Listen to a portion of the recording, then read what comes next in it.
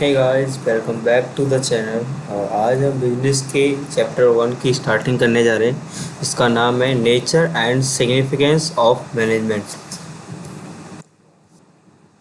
तो हम इसके सबसे पहले कंसेप्ट को पढ़ते हैं, जो कि लिस्टेड सिलेबस है 2025-26 का सीबीएसई के अनुसार।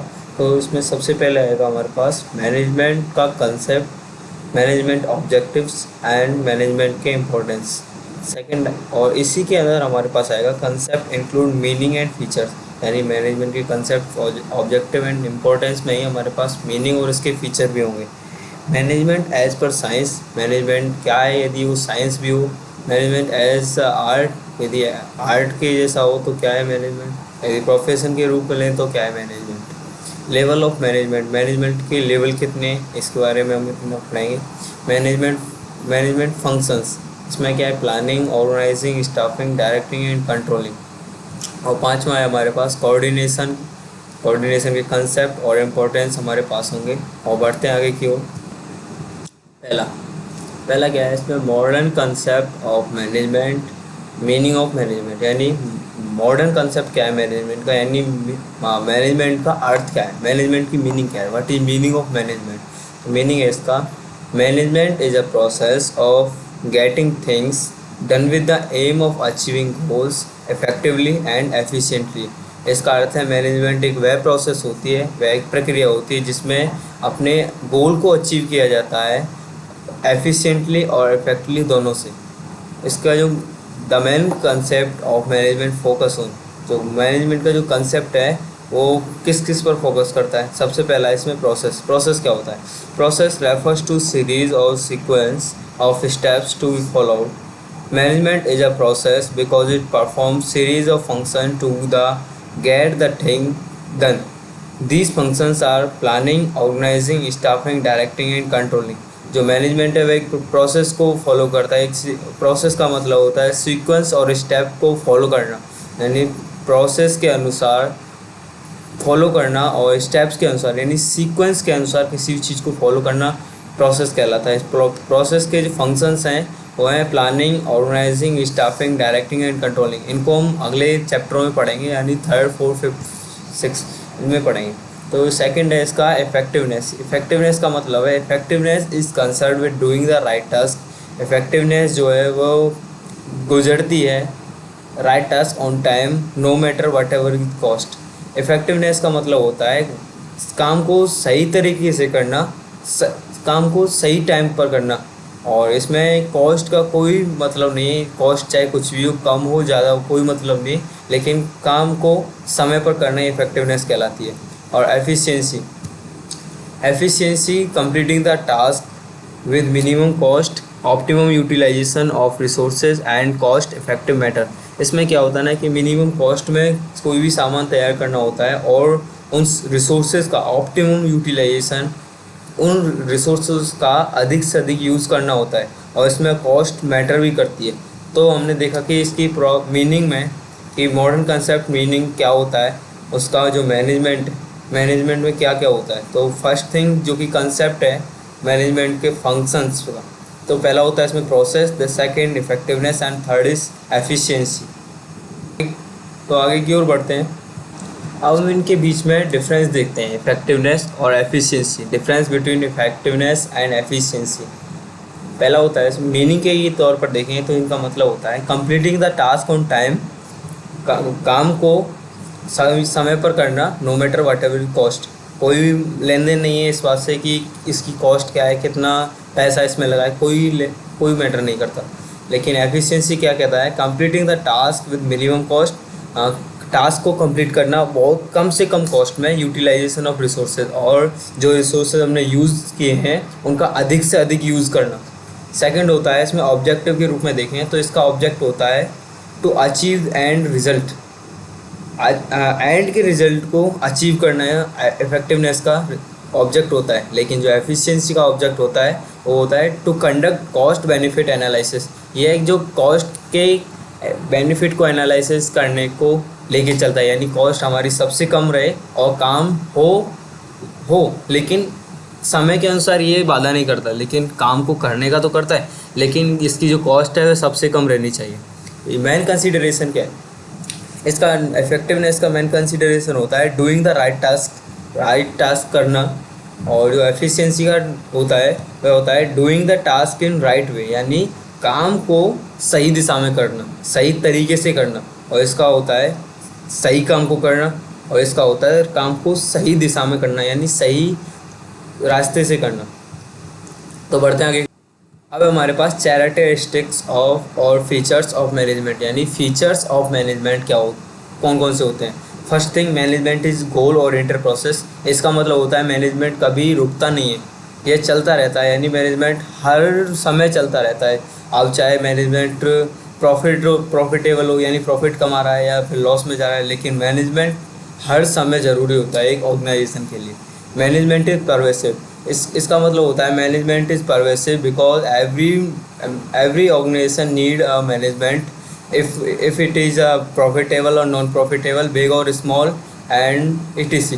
इसका मतलब होता है मैनेजमेंट हर जगह ज़रूरी होता है, हर ऑर्गेनाइजेशन में ज़रूरी होता है, चाहे वह प्रॉफिटेबल हो नॉन प्रॉफिटेबल हो, छोटा हो बड़ा हो, इससे कोई मैटर नहीं, लेकिन मैनेजमेंट ज़रूरी होता है हर ऑर्गेनाइजेशन के लिए। अगला है मैनेजमेंट इज मल्टी डिमेंशनल। इसका मतलब क्या होता है कि मैनेजमेंट है वह कई लोगों के द्वारा है। इसमें क्या है, मैनेजमेंट ऑफ वर्क, यानी मैं वर्क का मैनेजमेंट क्या है, और पीपल का मैनेजमेंट क्या है, ऑपरेशंस का मैनेजमेंट क्या है। और चौथा होता है management is a continuous process. Management is a continuous process का मतलब है मैनेजमेंट कभी रुकता नहीं है, ये एक कंटिन्यूस प्रोसेस है, नेवर एंडिंग प्रोसेस। और पांचवा है management is a group activity. Management is a group activity because it is consideration by the many people in a organisation. 6 होता है इसमें management is a dynamic function. Management is a dynamic function because it need to change himself according the situation. इसका मतलब होता है situation के अनुसार management अपने आप को चेंज कर लेता है। तो मैनेजमेंट क्या होता है, एक डायनामिक फंक्शन होता है। आपको जहाँ पर भी डायनामिक दिखे इसका मतलब है changement according to the situation. और इसमें जो 7th होता है वो होता है management is a intangible force. Management क्या है ना, हमें दिख नहीं सकता, ये केवल हम महसूस कर सकते हैं, क्योंकि हम यदि हमारे पास कार्य हैं वो अच्छे तरीके से हो रहे होंगे तो हम इसको केवल महसूस कर सकते हैं, इसको देख नहीं सकते। तो आगे की ओर बढ़ते हैं। तो अब हमने कैरेक्टरिस्टिक्स ऑफ मैनेजमेंट के फीचर्स को देखा। इसमें 7 फीचर्स होते हैं, 1 2 3, और 3 में 2 होते हैं, 3 होते हैं सॉरी, ABC, और 4 5 6 7, तो इसके 7 फीचर्स होते हैं। तो बढ़ते हैं आगे की ओर। तीसरा क्या है, ऑब्जेक्टिव्स ऑफ मैनेजमेंट, यानी मैनेजमेंट के उद्देश्य क्या होते हैं। तो यदि हम उद्देश्य के बारे में पढ़ें तो इसका मीनिंग क्या है। Objectives are the end towards which the activities of an organization are directed in any organization. There are different objectives and management has to achieve all objective in effective and efficient manner। इसका मतलब होता है कि इसका मतलब होता है management जो हमारा ऑर्गेनाइजेशन है वह किस उद्देश्य के लिए उसको डायरेक्ट किया गया, यानी स्टार्ट किया गया, तो उस ऑर्गेनाइजेशन के गोल्स को अचीव करना और एफिशिएंट मैनर में अचीव करना इसके ऑब्जेक्टिव होते हैं। और different objective are management has to achieve all the objective in effective and efficient manner. इसका मतलब है कि जो मैनेजमेंट में बहुत तरीके के ऑब्जेक्टिव होते हैं और मैनेजमेंट इन सबको अचीव करता है, और एफिशिएंट और इफेक्टिव दोनों तरीक़ों से। ऑब्जेक्टिव्स ऑफ मैनेजमेंट, पहला होता है इसमें ऑब्जेक्टिव मैनेजमेंट की 3 प्रकार के होते हैं। पहला होता है organisational objective, social objective and then personal objective.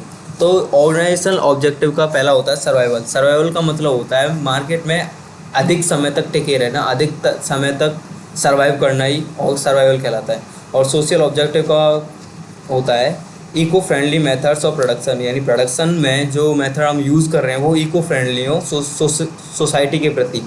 और पर्सनल ऑब्जेक्टिव का मतलब होता है एडिक्वेट सैलरी, यानी एम्प्लॉय को अधिक से अधिक, यानी उनकी सोच के अनुसार, उनकी इच्छा के अनुसार सैलरी प्रदान करना इसके अंदर आता है।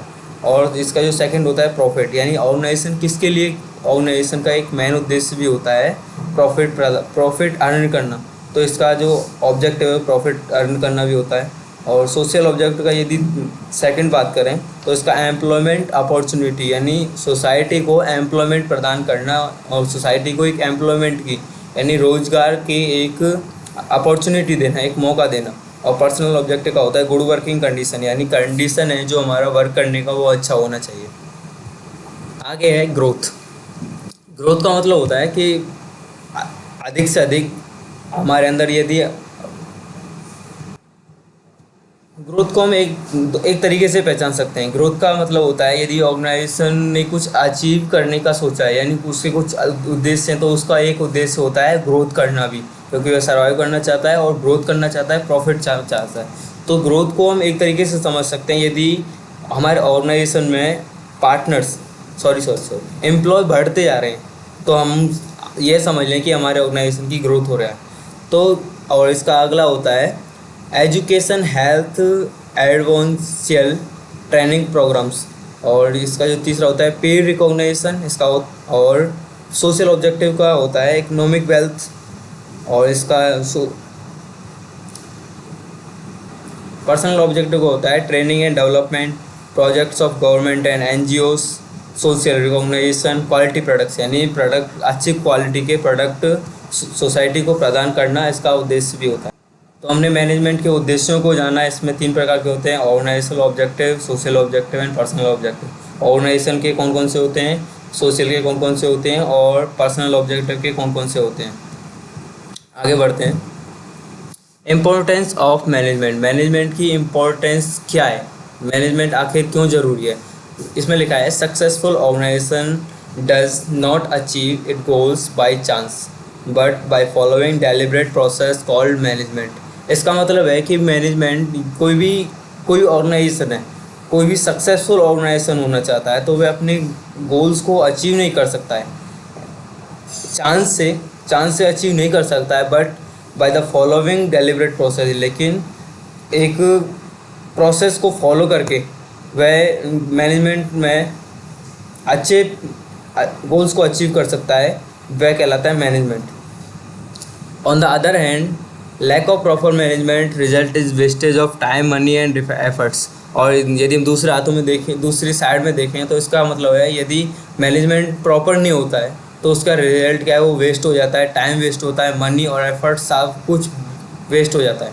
तो most of business fail due to poor management. तो बहुत से जो मैनेजमेंट है जो कि सर्वाइव नहीं कर पाते मार्केट में और अच्छे अधिक समय तक टिके नहीं रह पाते हैं, तो उसका एक ही कारण होता है, उनके पास पुअर मैनेजमेंट होता है, उनका मैनेजमेंट पक्का नहीं होता है और मैनेजमेंट एक पुख्ता तरीके से नहीं होता है, एक कठोर टाइट तरीके से नहीं होता है। तो the major importance of management are, यानी मैनेजमेंट के इंपॉर्टेंस क्या है तो हम देखते हैं इसमें। पहला क्या है, management helps in achieving goals. Management क्या है, गोल्स को अचीव करने में हेल्प करता है। मैनेजमेंट इंक्रीज एफिशिएंसी, मैनेजमेंट जो है वह हमारी एफिशिएंसी को इंक्रीज करता है। Management create a dynamic organisation, management जो है वह हमारे एक चेंजेबल ऑर्गेनाइजेशन को क्रिएट करता है, जो कि सिचुएशन के अनुसार यदि हम अपने आप को चेंज करते हैं तो ये हमें क्रिएट करता है। Management help in achieving personal goal objective, management हमारे खुद के पर्सनल गोल्स को अचीव करने में भी सहायता करता है। Management help in development of society, management society के डेवलपमेंट में भी हमारी सहायता करता है। तो बढ़ते आगे की ओर। आगे आता है इसमें नेचर ऑफ मैनेजमेंट, यानी मैनेजमेंट का नेचर क्या है, एक्चुअल में इसका नेचर होता क्या है। तो मैनेजमेंट में 3 प्रकार के नेचर होते हैं। First thing management as a science, management as a art, management as a profession. तो इसमें सबसे पहला देखते हैं मैनेजमेंट एज अ साइंस।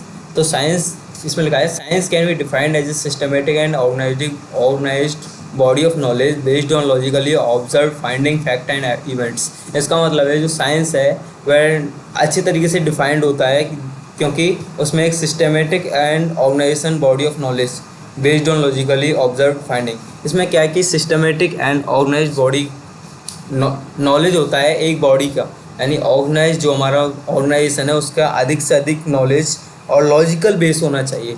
और फैक्ट होते हैं फाइंडिंग थिंग्स, यानी इवेंट, यानी इसमें फैक्ट होता है।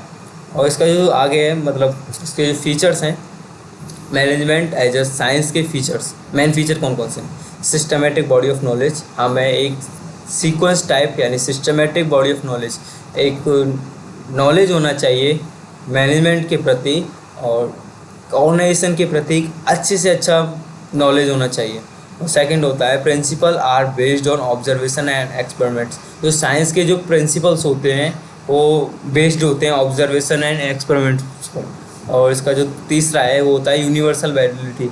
अधिक समय तक यानी एक ये चेंजेबल नहीं होता है, यानी ये एक सा ही रहता है। तो इसमें क्या है ना, ये दोनों फर्स्ट और सेकंड मैनेजमेंट के अंदर आते हैं क्योंकि इनमें ज़रूरत पड़ती है नॉलेज की अधिक से अधिक, और ये एक्सपेरिमेंट पे भी काम करते हैं। लेकिन जो यूनिवर्सल वैलिडिटी है ये मैनेजमेंट के अंदर नहीं आता है क्योंकि इसका मतलब होता है चेंज ना होना, लेकिन मैनेजमेंट को ज़रूरत होता है चेंज होना सिचुएशन के अनुसार। तो आगे की ओर बढ़ते हैं। सेकेंड आता है हमारे पास मैनेजमेंट एज अ आर्ट।